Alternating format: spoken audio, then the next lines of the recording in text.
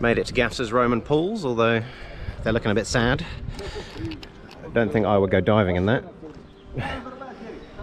So let's go down and take a look. The other one has some water in it, but again, you wouldn't want to go swimming. You'll see in a second. I wonder when the last time was that this was actually filled with water.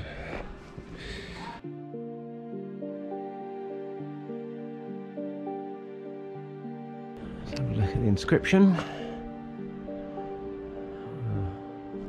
I can't read that. Wander through to the other side, which at least it has some water.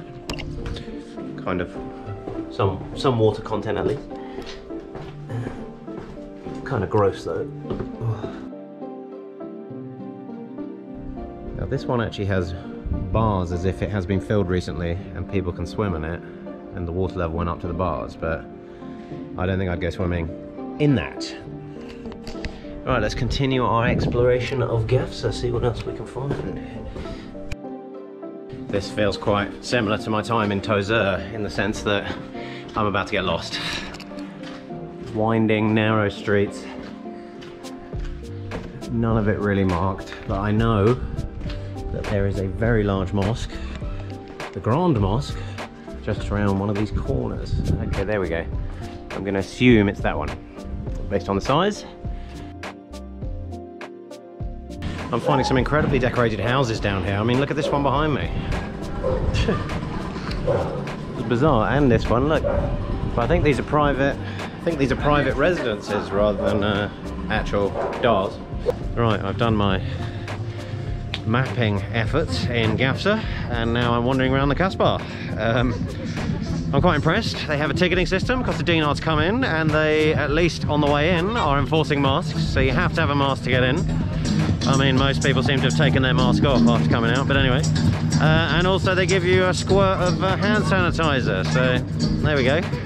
That's good, I suppose. Oh, well, I'm not sure what I was expecting to find in here, to be honest, but it looks like it's just basically a market with some kind of children's funfair stuff dotted around as well. But I think there's a ancient Roman / Jewish hammam area somewhere that I read about in the rough guide. So let's go and try and find that. I mean, walking around the outside of this thing, it is massive. Look. But it seems to have been divided up internally, so only part of it was the market funfair thing that I just went into, so I'm not sure what the other bit is being used for, so I'm going to walk around the perimeter and try and work it out. I seem to have wandered round to the noisiest corner possible on this intersection, and there's the hammam, and this is fed by water that comes out of the spring over there, so this has been in use for, well, since Roman times apparently. But what I'm really interested in is apparently around this corner there is a Jewish ritual bath, which is really old, but also not in use anymore. So let's wander around and see if we can work out which bit is which.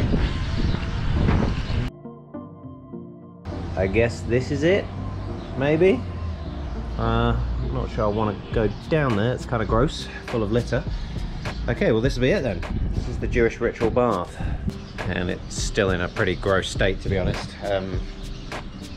Yeah, I mean it's gated off there so that you can't get down into the actual bath, but people seem to come around here and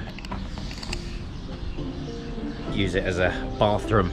Now the Kasbah dates back to the 16th century. It's huge, as you saw. We walked around the inside and the outside. There's one section of wall though that's slightly more modern, because due to poor ammunition storage during World War II, the Allies used it as a base and they blew up one of the walls in 1943, I think. So yeah, you can tell which section they blew up because it got replaced with the law court that you might be able to see just behind me. But I was kind of reluctant to film directly in front of it because it's a government building. But yeah, so most of it looks like that. And some of it looks like it was built in the 40s.